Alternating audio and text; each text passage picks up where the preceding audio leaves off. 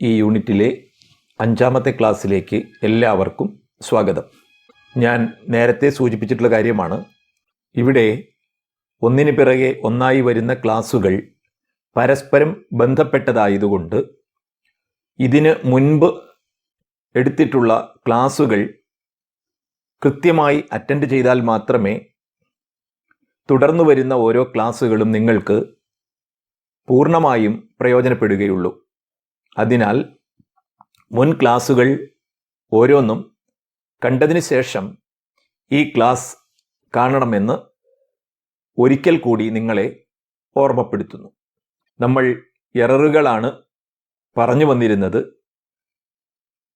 അതുമായി ബന്ധപ്പെട്ട് 1-2 കാര്യങ്ങൾ കൂടി നമുക്ക് പഠിക്കേണ്ടതുണ്ട്. അത് കഴിഞ്ഞാൽ നമുക്ക് തികച്ചും വ്യത്യസ്തമായ ഒരു ഭാഗത്തേക്ക് കടക്കാം. അപ്പോൾ നാം നേരത്തെ മനസ്സിലാക്കിയ കാര്യമാണ്, ഒരു മെഷർമെൻറ്റ് രേഖപ്പെടുത്തുമ്പോൾ, അതായത് നമ്മൾ ഒരു അളവ് എഴുതി വയ്ക്കുമ്പോൾ അതിൽ അനുവദനീയമായ ഡിജിറ്റുകൾ മാത്രമേ ഉൾപ്പെടുത്താൻ പാടുള്ളൂ എന്നത്. അതായത് മെഷർമെൻറ്റിലെ എല്ലാ ഷുവർ ഡിജിറ്റുകളും എഴുതണം, കൂടാതെ ഒരേ ഒരു അൺസർട്ടൻ ഡിജിറ്റ് മാത്രമേ അതിൽ ഉൾപ്പെടുത്താൻ പാടുള്ളൂ. ഒരു മെഷേർഡ് ക്വാണ്ടിറ്റിയിലെ സിഗ്നിഫിക്കൻ്റ് ഫിഗറുകൾ ആ അളവിൻ്റെ പ്രിസിഷനെ അല്ലെങ്കിൽ അക്യുറസിയെ സൂചിപ്പിക്കുന്ന ഒരു ഘടകമായതിനാൽ രേഖപ്പെടുത്തുന്ന അളവിൽ നിലനിർത്തുന്ന ഡിജിറ്റുകളുടെ എണ്ണത്തിന് ഏറെ പ്രാധാന്യമുണ്ട്. ഒരു ഉപകരണം ഉപയോഗിച്ച് അളന്നെഴുതുന്ന അളവിൽ സ്വാഭാവികമായും അനുവദനീയമായ ഡിജിറ്റുകൾ മാത്രമേ ഉണ്ടാകൂ. എന്നാൽ അളന്നെടുത്ത അളവുകൾ ഉപയോഗിച്ച് മാത്തമെറ്റിക്കൽ ഓപ്പറേഷനിലൂടെ, അതായത് ഗുണിച്ചോ ഹരിച്ചോ സ്ക്വയർ റൂട്ട് കണ്ടോ അങ്ങനെ മാത്തമെറ്റിക്കൽ ഓപ്പറേഷനിലൂടെ കണക്കുകൂട്ടിയെടുക്കുമ്പോൾ അതിൽ അനുവദനീയമായതിനേക്കാൾ കൂടുതൽ ഡിജിറ്റുകൾ ഉണ്ടാകാം. അങ്ങനെയുള്ള സാഹചര്യത്തിൽ അതിൽ എത്ര ഡിജിറ്റുകളാണ് നിലനിർത്തേണ്ടത്, അതായത് റിസൾട്ടിൽ ഡിജിറ്റുകളെ എങ്ങനെ ഫിക്സ് ചെയ്യും എന്നുള്ളതാണ് നമ്മൾ ഇനി പരിശോധിക്കാൻ പോകുന്നത്. ഇപ്പോൾ പറഞ്ഞ കാര്യം നിങ്ങൾക്ക് ബോധ്യപ്പെടാൻ ഒരു ഉദാഹരണം പറയാം. ഒരു വസ്തുവിൻ്റെ മാസ് 4.177 ഗ്രാം എന്നും അതിൻ്റെ വോളിയം 2.51 സെൻറ്റിമീറ്റർ ക്യൂബ്ഡ് എന്നും കിട്ടിയിരിക്കുന്നുവെന്ന് കരുതുക. ഇതുപയോഗിച്ച് ഇതിൻ്റെ ഡെൻസിറ്റി കണക്കാക്കണം. അപ്പോൾ വാല്യൂ കണ്ടാൽ നമുക്ക് മനസ്സിലാകുന്നുണ്ട്, മാസിൽ ഡെസിമൽ പോയിന്റിന് ശേഷം 3 ഡിജിറ്റുകളുണ്ട്. മറ്റൊരു തരത്തിൽ പറഞ്ഞാൽ 1000-1 ഭാഗം കൃത്യതയോടെ അളക്കാൻ കഴിയുന്ന ഡിവൈസ് ഉപയോഗിച്ചാണ് ഇത് അളന്നെടുത്തിരിക്കുന്നത്. അതുപോലെ വോളിയം 2.51 സെൻറ്റിമീറ്റർ ക്യൂബ്ഡിൻ്റെ 100-1 കൃത്യതയോടെ അത് അളന്നിട്ടുണ്ട്. മറ്റൊരു തരത്തിൽ പറഞ്ഞാൽ അതിലെ സിഗ്നിഫിക്കൻ്റ് ഫിഗേഴ്സ് 3 മാസിലേത് 4. ഇതുപയോഗിച്ച് നമുക്ക് ഡെൻസിറ്റി കണക്കാക്കണം. അപ്പോൾ ഡെൻസിറ്റി കണക്കാക്കാൻ നമുക്കറിയാം, മാസിനെ വോളിയം കൊണ്ട് ഡിവൈഡ് ചെയ്യണം. അതിനുവേണ്ടി 4.177 ഡിവൈഡഡ് ബൈ 2.51. അപ്പോൾ നമുക്ക് കിട്ടുന്ന വാല്യൂ ആണ് അവിടെ എഴുതിയിരിക്കുന്നത്, 1.6641434263 ഗ്രാം പെർ സെൻറ്റിമീറ്റർ ക്യൂബ്ഡ്. നമുക്കിവിടെ കാൽക്കുലേറ്റ് ചെയ്ത് ലഭിച്ച ഉത്തരത്തിൽ, റിസൾട്ടിൽ ഡെസിമലിന് ശേഷം 10 ഡിജിറ്റുകളുണ്ട്. അതായത് ഗ്രാം പെർ സെൻറ്റിമീറ്റർ ക്യൂബ്ഡിൻ്റെ 1 കോടിയിലൊരു അംശം കൃത്യതയോടെ അളന്ന് കിട്ടിയ റിസൾട്ടാണ് ഇത് എന്നാണ് ഈ സംഖ്യ നമ്മളോട് പറയുക. ഉറപ്പാണ് ഇത്രയും കൃത്യത ഇതിനില്ല എന്നുള്ളത്. അപ്പോൾ ചോദ്യം ഇതാണ്, ഇങ്ങനെ ലഭിക്കുന്ന ഈ റിസൾട്ടിൽ എത്ര ഡെസിമൽ വരെ നിലനിർത്തണം, അല്ലെങ്കിൽ എത്ര ഡിജിറ്റുകൾ നിലനിർത്തണം, എത്ര സിഗ്നിഫിക്കൻ്റ് ഫിഗേഴ്സ് ഉണ്ടാകും എന്നതാണ് നമ്മുടെ വിഷയം. അപ്പം അതിന് റൂൾ പറയുന്നത്, 2 മെഷർമെൻറ്റുകൾ പരസ്പരം മൾട്ടിപ്ലൈ ചെയ്തോ അല്ലെങ്കിൽ ഡിവൈഡ് ചെയ്തോ ആണ് ഇത്തരത്തിൽ ഒരു റിസൾട്ട് കിട്ടുന്നതെങ്കിൽ മാത്തമാറ്റിക്കൽ ഓപ്പറേഷനിൽ ഉൾപ്പെട്ട, അതായത് ഗുണിക്കുകയോ ഹരിക്കുകയോ ചെയ്ത ആ അളവുകളിൽ ഏറ്റവും കുറഞ്ഞ സിഗ്നിഫിക്കൻ്റ് ഫിഗേഴ്സ് എത്രയായിരുന്നുവോ അത്രയും ഡിജിറ്റ്സ് മാത്രമേ റിസൾട്ടിൽ നിലനിർത്താൻ പാടുള്ളൂ എന്നാണ്. അങ്ങനെ നോക്കുമ്പോൾ മാസിലുള്ള സിഗ്നിഫിക്കൻ്റ് ഫിഗേഴ്സ് 4 ആണ്, വോളിയത്തിൽ 3 ആണ്. അപ്പോൾ ഏറ്റവും കുറവ് സിഗ്നിഫിക്കൻ്റ് ഫിഗേഴ്സ് ഉള്ളത് വോളിയത്തിലാണ്, അത് 3 ആണ്. അതുകൊണ്ട് ഇതുപയോഗിച്ച് ലഭിക്കുന്ന റിസൾട്ടിൽ 3 സിഗ്നിഫിക്കൻ്റ് ഫിഗേഴ്സേ അല്ലെങ്കിൽ 3 ഡിജിറ്റ്സേ നിലനിർത്താൻ പാടുള്ളൂ. അങ്ങനെ വരുമ്പോൾ 1.66 അവസാനിപ്പിക്കണം.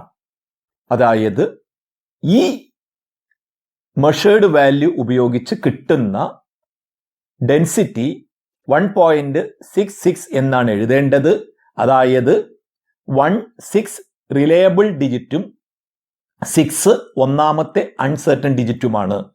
അത്രയും പ്രിസിഷൻ മാത്രമേ ഈ റിസൾട്ടിൽ പ്രതീക്ഷിക്കാൻ കഴിയൂ.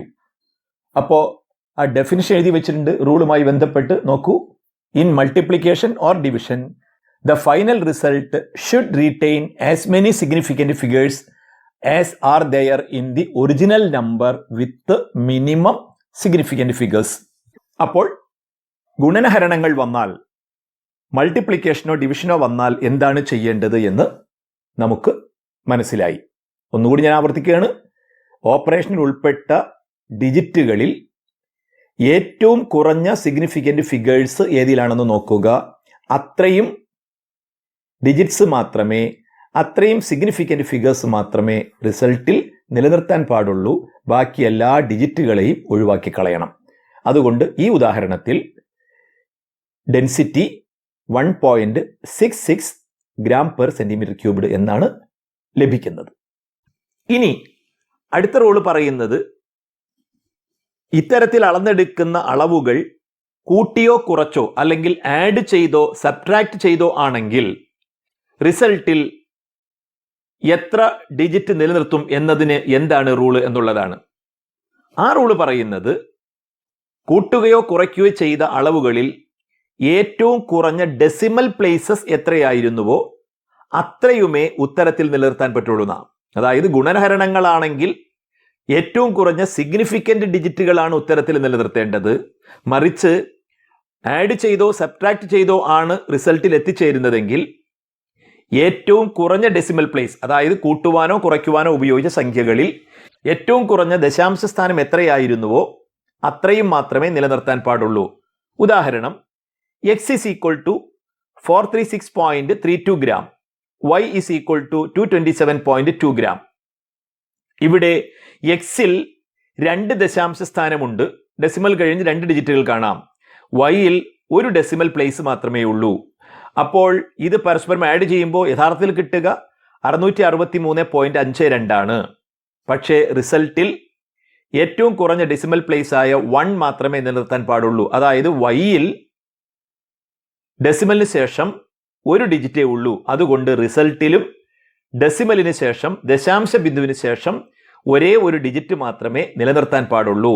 അപ്പോൾ 663.52 2 ഡ്രോപ്പ് ചെയ്യും, അല്ലെങ്കിൽ 2ന് ശേഷം എത്രയുണ്ടോ അത് മുഴുവനും ഡ്രോപ്പ് ചെയ്യും. എന്നിട്ട് 663.5 ഗ്രാം എന്നെഴുതും. അപ്പോൾ ഇതാണ് രണ്ടാമത്തെ റൂൾ. ഇനി ഒരു കാര്യം കൂടി ഇവിടെ മനസ്സിലാക്കേണ്ടതുണ്ട്. നമ്മൾ ലോവർ ക്ലാസ്സിൽ ഇത്തരത്തിൽ ദശാംശ സ്ഥാനങ്ങൾ റൗണ്ട് ചെയ്ത് എഴുതുമ്പോൾ ചെയ്യുന്നൊരു രീതിയുണ്ട്. ഡ്രോപ്പ് ചെയ്യുന്ന ഡിജിറ്റ് 5 5 കൂടുതലാണെങ്കിൽ തൊട്ടു മുന്നിലുള്ള ഡിജിറ്റ്, പ്രിസീഡിംഗ് ഡിജിറ്റ് 1 കൂട്ടി എഴുതുകയും 5 താഴെയാണെങ്കിൽ അത് ചുമ്മാതെ ഒഴിവാക്കി ബാക്കിയുള്ളത് അതേപടി എഴുതുകയുമാണ് പതിവ്. എന്നാൽ കുറച്ചുകൂടി സൂക്ഷ്മതയ്ക്ക് വേണ്ടി ഇനി മുതൽ നമ്മൾ ഒരല്പം കൂടി വ്യത്യാസപ്പെടുത്തിയാണ് ഇത്തരത്തിൽ റൗണ്ടിങ് നടത്തുക. അതെങ്ങനെയാണെന്ന് നോക്കാം. ഇപ്പൊ നോക്കൂ, ഞാൻ 4 സംഖ്യകൾ ഇവിടെ എഴുതിയിട്ടുണ്ട്. ABCD എന്നിങ്ങനെ 4 സംഖ്യകൾ എഴുതിയിട്ടുണ്ട്. അതിനെയെല്ലാം 2 ദശാംശ സ്ഥാനത്തിന് റൗണ്ട് ചെയ്തെഴുതണം എന്നാണ് ഞാൻ ആഗ്രഹിക്കുന്നത്. അപ്പോൾ നോക്കൂ, 2.537 ദശാംശ ബിന്ദുവിന് ശേഷമുള്ള 2 ഡിജിറ്റ് മാത്രം നിലനിർത്താൻ ഉദ്ദേശിക്കുന്നു. അപ്പോൾ ഏതാണ് ഡ്രോപ്പ് ചെയ്യുക? 7ഉം അതിനുശേഷം എന്തെങ്കിലും ഉണ്ടെങ്കിൽ അതും. അപ്പോൾ ഇവിടെ 7 മാത്രമേ ഉള്ള 7നെ നമ്മൾ ഒഴിവാക്കുകയാണ്. അപ്പോൾ നമ്മൾ താഴ്ന്ന ക്ലാസ്സുകളിൽ പഠിച്ചിട്ടുള്ളത് അങ്ങനെ ഒഴിവാക്കുമ്പോൾ ഒഴിവാക്കുന്ന ഈ 7 5നേക്കാൾ വലുതായതുകൊണ്ട് എന്ത് ചെയ്യും? തൊട്ട് മുന്നിലുള്ള സംഖ്യയോടൊപ്പം തൊട്ട് മുന്നിലുള്ള ഡിജിറ്റിനോട് 1 ചേർത്ത് അതിനെ 2.54 എന്നാണ് റൗണ്ട് ചെയ്യാറ്. അത് നമുക്ക് പരിചയമുള്ളതാണ്. അപ്പോൾ 2.537 എന്നതിനെ 2.54 എന്നാണ് നമ്മൾ റൗണ്ട് ചെയ്തെഴുതുക. ഇനി അടുത്ത് നോക്കൂ, 8.823. അപ്പോൾ 2 ഡെസിമൽ പ്ലേസ് നിലനിർത്തണം. അപ്പോൾ 3നെയാണ് ഒഴിവാക്കുന്നത്. 3 എന്ന സംഖ്യ 5നേക്കാൾ കുറവായതുകൊണ്ട് അത് വെറുതെ ഒഴിവാക്കിയിട്ട് പിന്നിലുള്ള സംഖ്യയ്ക്ക് മാറ്റമൊന്നും വരുത്തില്ല. 8.82 എന്നാണ് അത് റൗണ്ട് ചെയ്ത് എഴുതുക. ഇത് രണ്ടും നമ്മൾ സാധാരണ ചെയ്തു വരുന്ന രീതിയാണ്. ഇനി നമ്മൾ ഇവിടെ വരുന്ന മാറ്റം, ഡ്രോപ്പ് ചെയ്യുന്ന സംഖ്യ 5 ആണെങ്കിൽ എന്തു ചെയ്യുമെന്നുള്ളതാണ്. അപ്പോൾ നമ്മൾ പറഞ്ഞു വന്നത്, ഡ്രോപ്പ് ചെയ്യുന്ന ഡിജിറ്റ് 5ൽ കൂടുതലാണെങ്കിൽ പ്രിസീഡിംഗ് ഡിജിറ്റ് 1 കൂട്ടിയെഴുതും. ഡ്രോപ്പ് ചെയ്യുന്ന സംഖ്യ 5ൽ താഴെയാണെങ്കിൽ യാതൊരു മാറ്റവും വരുത്താതെ മുൻപുള്ള ഡിജിറ്റുകൾ അതേപടി എടുത്തെഴുതും. ഇനി ഇവിടെ ഒരു മാറ്റം എന്ന് പറയുന്നത്, ഡ്രോപ്പ് ചെയ്യുന്ന സംഖ്യ 5 ആണെങ്കിൽ, അപ്പോൾ നമുക്കൊരു സന്ദർഭത്തിൽ 5 ഡ്രോപ്പ് ചെയ്യണമെങ്കിൽ ചെയ്യേണ്ടത് തൊട്ടു മുന്നിലുള്ള ഡിജിറ്റ് ഈവൻ നമ്പർ ആണോ ഓഡ് നമ്പർ ആണോ എന്ന് നോക്കുക. തൊട്ടു മുന്നിലുള്ള, അതായത് പ്രിസീഡിംഗ് ഡിജിറ്റ് ഈവൻ നമ്പർ ആണെങ്കിൽ 5നെ വെറുതെ ഒഴിവാക്കിയേക്കുക, അഥവാ ആ ഡിജിറ്റിനെ അങ്ങനെ തന്നെ നിലനിർത്തുക. ഇപ്പോൾ ഉദാഹരണം ഇവിടെ 1.1257, അതിൽ നമുക്ക് ഡെസിമലിന് ശേഷമുള്ള 2 ഡിജിറ്റ് മതി, 1 2 മതി. അപ്പോൾ ഒഴിവാക്കേണ്ടത് 5ഉം 7ഉമാണ്. അപ്പോൾ 5ഉം അതിന് ശേഷമുള്ളതൊക്കെ ഒഴിവാക്കണം. അപ്പോൾ 5ന് തൊട്ട് മുൻപുള്ള ഡിജിറ്റ് നോക്കുമ്പോൾ അതൊരു ഈവൻ നമ്പറാണ്. അപ്പോൾ എന്ത് ചെയ്താൽ മതി? 5നെ ജസ്റ്റ് അങ്ങ് ഡ്രോപ്പ് ചെയ്തേക്കുക, എന്നിട്ട് 1.12 എന്ന് റൗണ്ട് ചെയ്ത് എഴുതുക. എന്നാൽ 5ന് തൊട്ട് മുൻപുള്ള ഡിജിറ്റ് ഓഡ് നമ്പർ ആണെങ്കിൽ അതിനോട് 1 കൂട്ടി എഴുതുക. അതായത് ഉദാഹരണം നോക്കൂ, 6.4351. ഡെസിമലിന് ശേഷം 2 ഡിജിറ്റുകളാണ് നമ്മൾ നിലനിർത്താൻ ഉദ്ദേശിക്കുന്നത്. അതായത് 5 1 എന്നീ ഡിജിറ്റുകൾ ഒഴിവാക്കണം. അപ്പോൾ ആദ്യം ഒഴിവാക്കുന്നത് 5 ആണ്. അപ്പോൾ 5ന് തൊട്ട് മുൻപുള്ള നമ്പർ ഒരു ഓഡ് നമ്പർ ആയതുകൊണ്ട് ആ നമ്പർ 1 കൂട്ടി എഴുതുക, ആ ഡിജിറ്റ് 1 കൂട്ടി എഴുതുക. അങ്ങനെ 6.44 എന്നാണ് റൗണ്ട് ചെയ്യേണ്ടത്. അപ്പോൾ ഇതിൽ ഒരു ചെറിയ വ്യത്യാസം മാത്രമേ ഉള്ളൂ. നമ്മൾ മുൻകാലങ്ങളിൽ പഠിച്ചിട്ടുള്ളതിൽ നിന്ന് വ്യത്യാസമായിട്ട് ചെറിയ കാര്യം മാത്രമേ ഉള്ളൂ. 5 ആണ് വരുന്നതെങ്കിൽ, ഡ്രോപ്പ് ചെയ്യേണ്ട ഡിജിറ്റ് 5 ആണെങ്കിൽ ഒന്ന് നോക്കണം, തൊട്ട് മുൻപുള്ള ഡിജിറ്റ് ഈവൻ നമ്പർ ആണോ, just live it, just drop it. ഇനി അതല്ല, തൊട്ട് മുൻപുള്ള ഡിജിറ്റ് ഓഡ് നമ്പർ ആണെങ്കിൽ അത് 1 കൂട്ടി എഴുതിയേക്കുക. ഇനി നമ്മൾ ഈ പഠിച്ച കാര്യങ്ങൾ പരീക്ഷയുമായി ബന്ധപ്പെട്ട് എങ്ങനെയാണ് ആവശ്യമായി വരിക എന്ന് നോക്കാം. ഒരു ചോദ്യം നോക്കൂ. The length and breadth of a rectangle are measured as 2.6 meter and 1.22 meter respectively. Find its area and perimeter to appropriate significant figures. അപ്പോൾ റെക്റ്റാങ്കിളിന്റെ ലെങ്ത് തന്നിട്ടുണ്ട്, ബ്രെഡ്ത്ത് തന്നിട്ടുണ്ട്. ലെങ്ത്തും ബ്രെഡ്ത്തും തന്നാൽ ഏരിയ കാണാനുള്ള പ്രോബ്ലം നമ്മൾ 4ാം ക്ലാസ് ലെവലിലുള്ളതാണ്.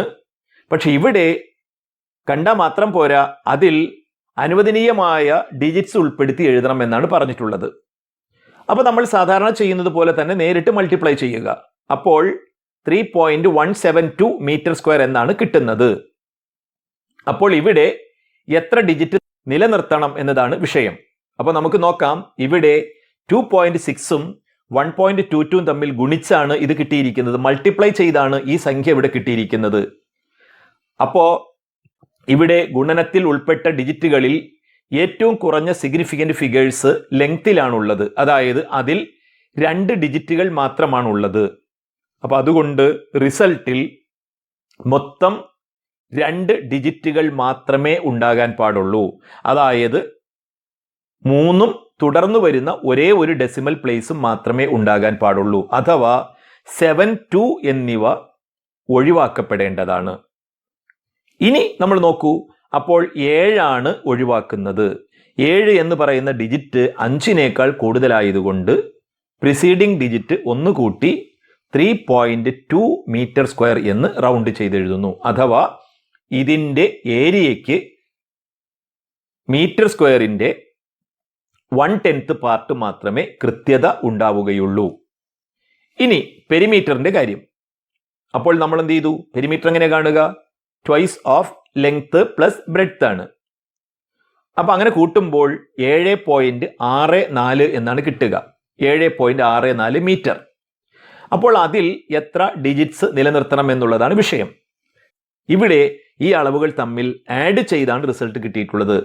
ആഡ് ചെയ്യുന്ന സന്ദർഭത്തിൽ നിയമം പറയുന്നത് അഡീഷനിൽ ഉൾപ്പെട്ട സംഖ്യകളിൽ ഏറ്റവും കുറഞ്ഞ ഡെസിമൽ പ്ലേസ് എത്രയായിരുന്നുവോ അത്രയും മാത്രമേ റിസൾട്ടിൽ നിലനിർത്താൻ പാടുള്ളൂ. അപ്പോൾ 2.6 ആണ് കുറഞ്ഞ ഡെസിമൽ പ്ലേസ് ഉള്ളത്. പോയിന്റ് കഴിഞ്ഞ് ഒരേ ഒരു ഡിജിറ്റ് മാത്രമേ ഉള്ളൂ. അപ്പോൾ അതുകൊണ്ട് പെരിമീറ്ററിൽ ഒരു ഡെസിമൽ പ്ലേസ് നിലനിർത്താൻ പാടുള്ളൂ. അപ്പോൾ 7.64 നിന്ന് 4 ഒഴിവാക്കേണ്ടതുണ്ട്. അപ്പോൾ 4 എന്ന് പറയുന്നത് 5 താഴെയുള്ള ഒരു ഡിജിറ്റ് ആയതിനാൽ അതിനെ വെറുതെ അങ്ങോട്ട് ഒഴിവാക്കി വെക്കുക. എന്നിട്ട് 7.6 മീറ്റർ എന്ന് എഴുതുകയും ചെയ്യുക.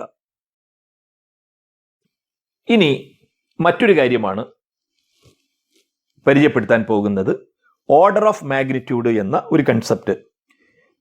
ഇത് പാഠപുസ്തകത്തിൽ കുറച്ചുകൂടി മുൻപാണ് ഇത് വരുന്നത്. ഞാനിത് മനഃപൂർവ്വം ഇങ്ങോട്ട് വൈകിച്ചതാണ്. അതിന് കാരണവുമുണ്ടായിരുന്നു. അപ്പോൾ നമ്മൾ ഈ വലിയ സംഖ്യകളും അതുപോലെ വളരെ ചെറിയ സംഖ്യകളൊക്കെ 10ന്റെ ഗുണിതങ്ങളാക്കി, അതായത് എക്സ്പൊണൻഷ്യൽ ഫോമിൽ ചുരുക്കി എഴുതാറുണ്ട്. ഇപ്പോൾ ഉദാഹരണത്തിന് നിങ്ങൾ കഴിഞ്ഞ വർഷം അവഗാഡ്രോ സംഖ്യ പഠിച്ചതാണ്, അവഗാഡ്രോ നമ്പർ. അതെങ്ങനെയാണെന്ന് എഴുതിയിരുന്നത്? 6.022 × 10⁻23. നമ്മൾ അതിന് പകരം അത് യഥാർത്ഥ സംഖ്യ എഴുതിയിരുന്നെങ്കിൽ 6022 തുടർന്ന് 20 പൂജ്യങ്ങൾ ഇട്ട് കൊടുക്കണമായിരുന്നു. അതായത് ഈ രീതിയിൽ ഇത്രയും വലിയ സംഖ്യയായി രേഖപ്പെടുത്തേണ്ടി വരുമായിരുന്നു. അപ്പോൾ ഇത്തരത്തിൽ വലിയ സംഖ്യകളും അതുപോലെ ഒന്നിനേക്കാളൊക്കെ വളരെ വളരെ കുറഞ്ഞ സംഖ്യകളും ഇത്തരത്തിൽ എക്സ്പൊണൻഷ്യൽ ഫോമിൽ എഴുതുന്നത് സൗകര്യപ്രദമാണ്. അപ്പോൾ യൂണിഫോമിറ്റിക്ക് വേണ്ടി ഈ ചുരുക്കെഴുത്ത് ഒരു സ്റ്റാൻഡേർഡ് രൂപത്തിലാണ് എഴുതുന്നത്.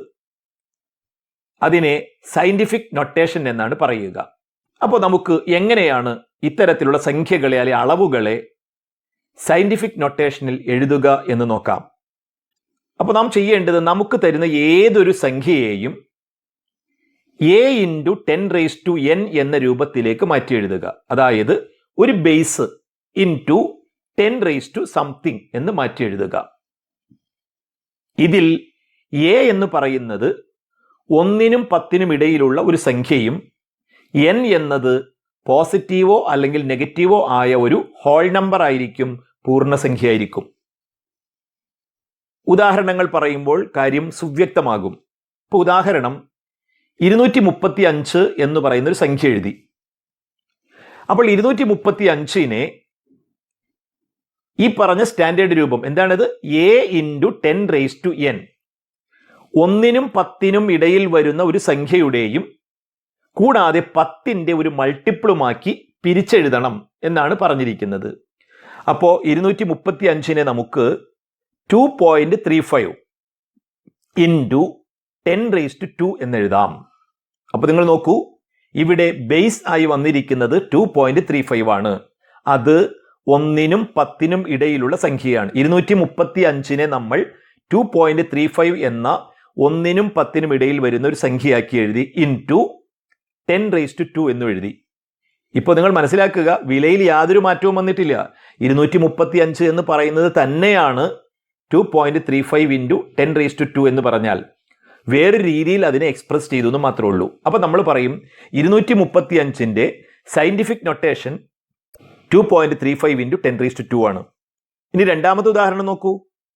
850 = 8.50 × 10⁻2. അതായത് 850ൽ അനുയോജ്യമായ സ്ഥലത്ത് നമ്മൾ ഡെസിമൽ പോയിന്റ് കൊടുത്ത് അതിനെ 1നും 10നും ഇടയിലുള്ളൊരു സംഖ്യയാക്കി മാറ്റി.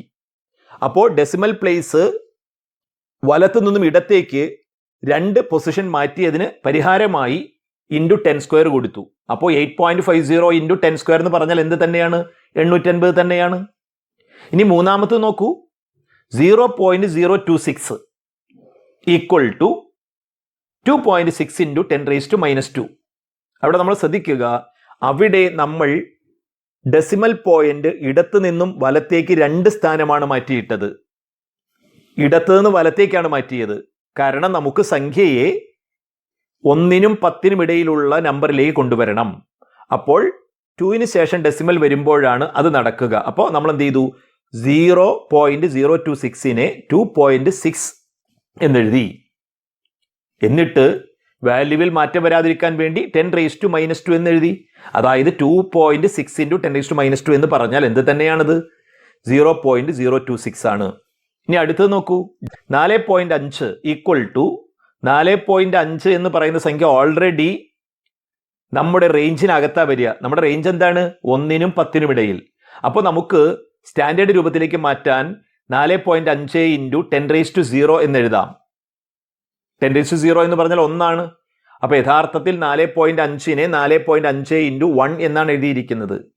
നമ്മളുടെ ആ രൂപം വരാൻ വേണ്ടിയിട്ടാണ് നമ്മൾ 10⁻0 എന്ന് എഴുതിയത്. അപ്പോൾ നമ്മൾ എന്തെഴുതി? 4.5 can be written as 4.5 into 10⁻0. ഇനി അവസാനത്ത് നോക്കൂ, 102 102. അവിടെ നമ്മൾ അതിനെ 1.02 ഇൻറ്റു 10⁻² എന്നെഴുതി.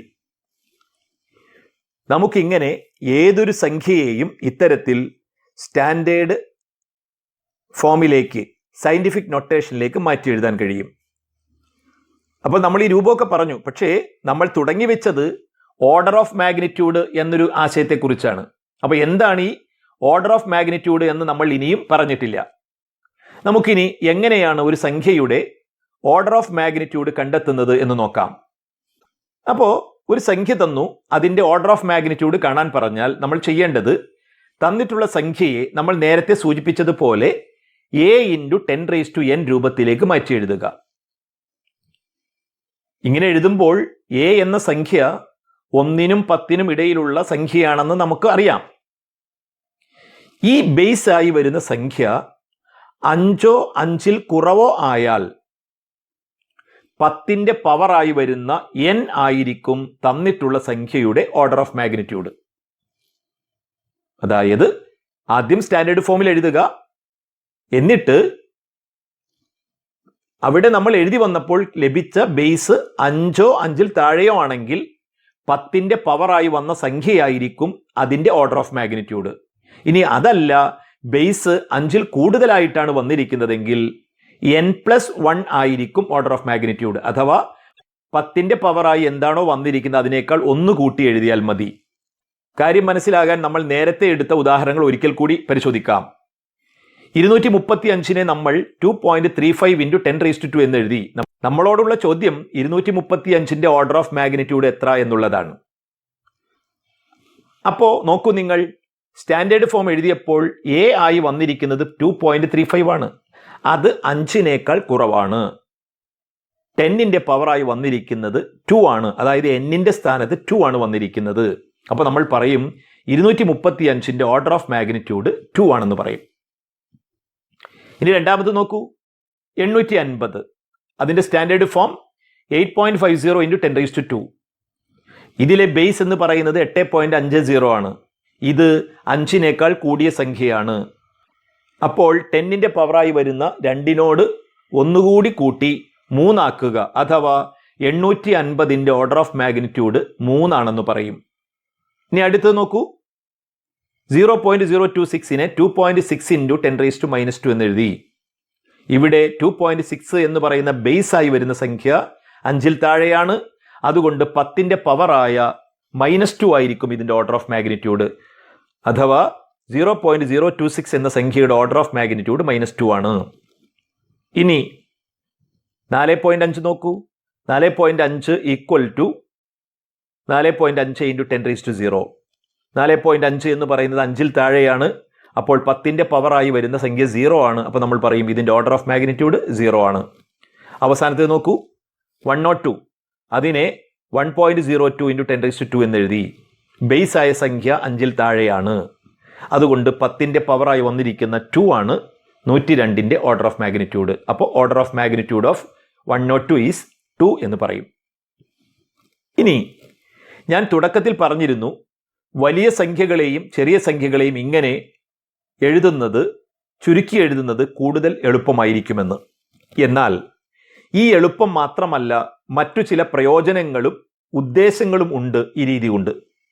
അതിൽ ഒന്നാമത്തേത്, ഒരു മെഷർമെൻറ്റിലെ number of significant figures confusion കൂടാതെ കണ്ടെത്താൻ ഈ രീതി സഹായിക്കുമെന്നുള്ളതാണ്.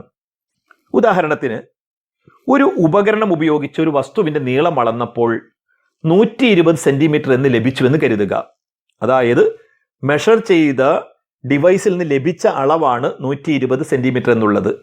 അതുകൊണ്ട് തന്നെ അതിലുള്ള എല്ലാ ഡിജിറ്റുകളും സിഗ്നിഫിക്കൻ്റ് ആണ്, അവസാനത്തിലുള്ള 0 അടക്കം. അപ്പോൾ ഇതിലെ സിഗ്നിഫിക്കൻ്റ് ഫിഗേഴ്സ് 3 ആണ്. എന്നാൽ ഇതിനെ ഒരാൾ മീറ്ററിലേക്ക് മാറ്റി എഴുതിയെന്ന് വിചാരിക്കുക. എങ്ങനെയായിരിക്കും എഴുതുക? 1.2 മീറ്റർ എന്ന് എഴുതും. ഈ 1.2 മീറ്റർ എന്ന സംഖ്യ വായിച്ചാൽ അതിൽ 2 ഡിജിറ്റുകൾ മാത്രമേ ഉള്ളൂ. അപ്പോൾ അതിൻ്റെ സിഗ്നിഫിക്കൻ്റ് ഫിഗേഴ്സ് 2 ആണെന്നാണ് മനസ്സിലാക്കുക. നമുക്കറിയാം, ഒരളവെടുത്തതിന് ശേഷം ഒരു യൂണിറ്റിൽ നിന്ന് മറ്റൊരു യൂണിറ്റിലേക്ക് മാറ്റി എഴുതുമ്പോൾ അതിലെ നമ്പർ ഓഫ് സിഗ്നിഫിക്കൻ്റ് ഫിഗേഴ്സ് മാറില്ല, അഥവാ മാറാൻ പാടില്ല. കാരണം നമ്പർ ഓഫ് സിഗ്നിഫിക്കൻ്റ് ഫിഗേഴ്സ് എന്നുള്ളത് മെഷർമെൻറ്റിൻ്റെ അക്യുറസിയെ അല്ലെങ്കിൽ പ്രിസിഷനെ സൂചിപ്പിക്കുന്ന ഒരു ഘടകമായതുകൊണ്ട്. അപ്പോൾ ഒരു യൂണിറ്റിൽ നിന്ന് മറ്റൊരു യൂണിറ്റിലേക്ക് മാറ്റി എഴുതുമ്പോൾ സിഗ്നിഫിക്കൻ്റ് ഫിഗേഴ്സ് മാറിപ്പോകാൻ, തെറ്റിപ്പോകാൻ സാധ്യതയുണ്ട്. ഇത്തരത്തിൽ ഉണ്ടാകാനിടയുള്ള കൺഫ്യൂഷൻ ഒഴിവാക്കാൻ സയൻറ്റിഫിക് നൊട്ടേഷൻ സഹായിക്കും. അതായത് ഇപ്പോൾ നമ്മൾ പറഞ്ഞ 120 സെൻറ്റിമീറ്ററിന് മീറ്ററിലേക്കാക്കാൻ എന്ത് ചെയ്യും? 120 × 10⁻² എന്ന് എഴുതും. അപ്പോൾ സംഖ്യയെ നാം നേരത്തെ പറഞ്ഞ 1നും 10നും ഇടയിലേക്ക് ബേസ് മാറ്റി എഴുതുമ്പോൾ 1.20 × 10⁻0 മീറ്റർ എന്ന് എഴുതാം. അങ്ങനെ എഴുതിയതിന് ശേഷം ബേസിൽ വന്നിട്ടുള്ള എല്ലാ ഡിജിറ്റുകളും സിഗ്നിഫിക്കൻ്റ് ഫിഗേഴ്സ് ആക്കി എഴുതുകയും ചെയ്യും. അതായത് ഏതൊരളവിനെയും യൂണിറ്റിലേക്ക് മാറ്റി എഴുതുമ്പോൾ സയൻറ്റിഫിക് നൊട്ടേഷൻ ഫോളോ ചെയ്താൽ കൺഫ്യൂഷൻ കൂടാതെ കൃത്യമായി അതിലെ സിഗ്നിഫിക്കൻ്റ് ഫിഗേഴ്സ് തിരിച്ചറിയാൻ കഴിയും. ഇതാണ് സയൻറ്റിഫിക് നൊട്ടേഷൻ്റെ ഒരു ഗുണം. ഇനി മറ്റൊരു ഉദ്ദേശം, ഓരോ അളവിൻ്റെയും ഒരു റേഞ്ചിനെ കുറിച്ചുള്ള ധാരണ ഉണ്ടാക്കാൻ ഈ രീതി പ്രയോജനപ്പെടുമെന്നുള്ളതാണ്. ഇപ്പോൾ നമുക്കറിയാം, ആറ്റങ്ങളുടെ ന്യൂക്ലിയസുകൾ, ഓരോ ആറ്റത്തിൻ്റെയും ന്യൂക്ലിയസുകൾ പല സൈസിലാണെങ്കിലും ഒരു പർട്ടിക്കുലർ റേഞ്ചിനിടയിലാണ് ഇത് വരിക. പൊതുവായി പറഞ്ഞാൽ 10⁻⁻14 മീറ്റർ റേഞ്ചിലാണ് ന്യൂക്ലിയസുകളുടെ സൈസ് വരിക.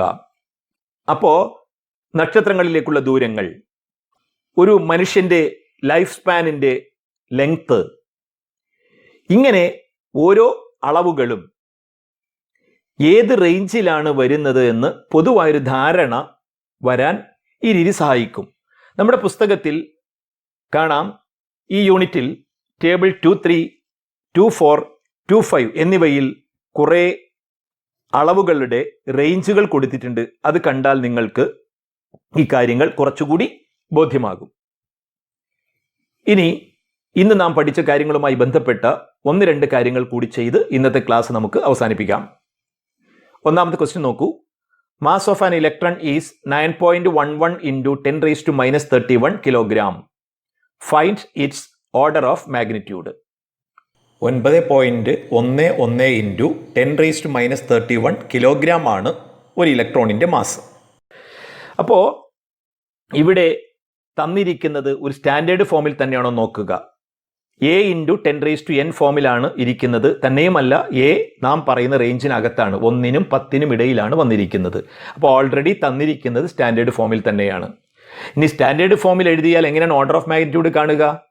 ബേസ് 5ൽ താഴെയാണോ എന്ന് നോക്കുക, 5ൽ കൂടുതലാണോ എന്ന് നോക്കുക. അപ്പോൾ ഇവിടെ ബേസായി വന്നിരിക്കുന്ന സംഖ്യ 5ൽ കൂടുതലാണ്. അപ്പോൾ എന്ത് ചെയ്യണം? n എത്രയാണോ അതിൻ്റെ കൂടെ 1 ആഡ് ചെയ്താണ് ഓർഡർ ഓഫ് മാഗ്നിറ്റ്യൂഡ് കാണേണ്ടത്. അപ്പോൾ ഇവിടെ n-ൻ്റെ വാല്യൂ -31 ആണ്.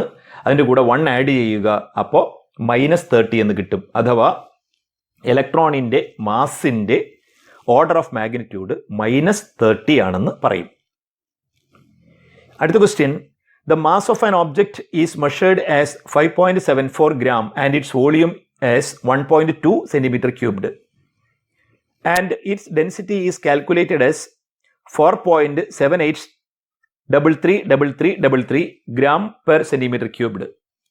Express the density with the correct significant figures. അപ്പോൾ രണ്ട് അളവുകൾ തന്ന് അതുപയോഗിച്ച് കണക്കാക്കിയ ഡെൻസിറ്റി അവിടെ തന്നിട്ടുണ്ട്. ഈ ഡെൻസിറ്റിയെ പ്രോപ്പർ സിഗ്നിഫിക്കൻ്റ് ഫിഗേഴ്സ് ഉൾപ്പെടുത്തി മാറ്റി എഴുതാനാണ് പറഞ്ഞിരിക്കുന്നത്. അപ്പോൾ നമുക്കറിയാം ഡെൻസിറ്റി കാണുന്നത് ഈ രണ്ട് ഫിസിക്കൽ ക്വാണ്ടിറ്റികൾ തമ്മിൽ ഡിവൈഡ് ചെയ്തിട്ടാണ്. അപ്പോൾ നമ്മൾ എന്താ പഠിച്ചിട്ടുള്ളത്? പ്രോഡക്റ്റോ കോഷ്യൻ്റോ ആണെങ്കിൽ ഏറ്റവും കുറഞ്ഞ സിഗ്നിഫിക്കൻ്റ് ഫിഗേഴ്സ് ആണ് ഉത്തരത്തിൽ നിലനിർത്താൻ പാടുള്ളത്. അപ്പോൾ മാസിൽ 3 സിഗ്നിഫിക്കൻ്റ് ഡിജിറ്റ്സ് ഉണ്ട്, വോളിയത്തിൽ 2 ഡിജിറ്റ്സേ ഉള്ളൂ. അപ്പോൾ അതുകൊണ്ട് റിസൾട്ടിൽ 2 സിഗ്നിഫിക്കൻ്റ് ഫിഗേഴ്സേ ഉണ്ടാകാൻ പാടുള്ളൂ. അതായത് 2 ഡിജിറ്റുകൾ മാത്രമേ നിലനിർത്താൻ പാടുള്ളൂ. അപ്പോൾ 4ഉം 7ഉമാണ് നിലനിർത്തേണ്ടത്. തുടർന്ന് വരുന്ന ഡിജിറ്റുകളെല്ലാം ഡ്രോപ്പ് ചെയ്യണം. അപ്പോൾ 8ആണ് ഡ്രോപ്പ് ചെയ്യേണ്ടത്. അപ്പോൾ ഒഴിവാക്കേണ്ട സംഖ്യ 5ൽ കൂടുതലായാൽ നമ്മൾ എന്ത് ചെയ്യും? പ്രിസീഡിംഗ് ഡിജിറ്റ് ഒന്ന് കൂട്ടിയാണ് എഴുതുക. അപ്പോൾ ഇവിടെ ഉത്തരം 4.8 gram per cm3 എന്ന് ഇത് റൗണ്ട് ചെയ്തെഴുതും. ഇനി അടുത്ത question, find out the order of magnitude of the following. താഴെ തന്നിട്ടുള്ള സംഖ്യകളുടെ ഓർഡർ ഓഫ് മാഗ്നിറ്റ്യൂഡ് കാണുക. ഒന്നാമത്തത് നോക്കി നമ്മൾ ഡെസിമൽ 3 സ്ഥാനം വലത്തേക്ക് മാറ്റിയാലേ സ്റ്റാൻഡേർഡ് ഫോമായി വരൂ. അപ്പോൾ 5.45 ഇൻറ്റു 3 ഡെസിമൽ സ്ഥാനം വലത്തേക്ക് നീക്കിയത് കൊണ്ട് 10⁻³ കൊണ്ട് മൾട്ടിപ്ലൈ ചെയ്തു. ഇടത്തേക്കാണ് നീക്കിയതെങ്കിൽ നമ്മൾ 10⁻³ കൊണ്ട് മൾട്ടിപ്ലൈ ചെയ്യുമായിരുന്നു. അപ്പോൾ തന്ന സംഖ്യയെ 5.45 ഇൻറ്റു 10⁻³ എന്നെഴുതി. സ്റ്റാൻഡേർഡ് ഫോമായി. ഇനി ഇത് നോക്കി എന്ത് പറയണം? ഇതിൻ്റെ ഓർഡർ ഓഫ് മാഗ്നിറ്റ്യൂഡ് പറയണം. അതിനു മുൻപ് എന്ത് നോക്കണം? ബേസിൻ്റെ സൈസ് നോക്കണം. ബേസായി വന്നിരിക്കുന്ന 5ൽ കൂടുതലാണ്. അപ്പോൾ പവറായി വന്നിരിക്കുന്ന -3യോടുകൂടി 1 ആഡ് ചെയ്യണം. അപ്പോൾ -3 + 1 -2, അതായത് 0.00545 എന്ന സംഖ്യയുടെ ഓർഡർ ഓഫ് മാഗ്നിറ്റ്യൂഡ് -2 ആണ്. അടുത്തത് 4.5. 4.5 ഈസ് ഈക്വൽ ടു 4.5 ഇൻറ്റു 10⁻�0. അപ്പോൾ നമ്മൾ പറയും 4.5ൻ്റെ ഓർഡർ ഓഫ് മാഗ്നിറ്റ്യൂഡ് 0 ആണ്. അവസാനത്തേത് 854. അതിനെ 8.54 ഇൻറ്റു 10⁻² എന്നെഴുതി. സ്റ്റാൻഡേർഡ് ഫോമായി. ബേസായി വന്നിരിക്കുന്ന സംഖ്യ 5ൽ കൂടുതലാണ്. 10ൻ്റെ പവറായി വന്നിരിക്കുന്ന എന്നിനോടൊപ്പം ഒന്നുകൂടി കൂട്ടണം, അഥവാ 2 + 1 3. 854ൻ്റെ ഓർഡർ ഓഫ് മാഗ്നിറ്റ്യൂഡ് 3 ആണെന്ന് പറയും. ഇനി നമുക്ക് പഠിക്കാനുള്ളത് ഇതുമായി തുടർച്ചയില്ലാത്ത തികച്ചും വ്യത്യസ്തമായ മറ്റൊരു കാര്യമാണ്, ഡയമെൻഷൻസ് ആണ്. അത് നമുക്ക് അടുത്ത ക്ലാസ്സിൽ പരിഗണിക്കാം. നന്ദി, നമസ്കാരം.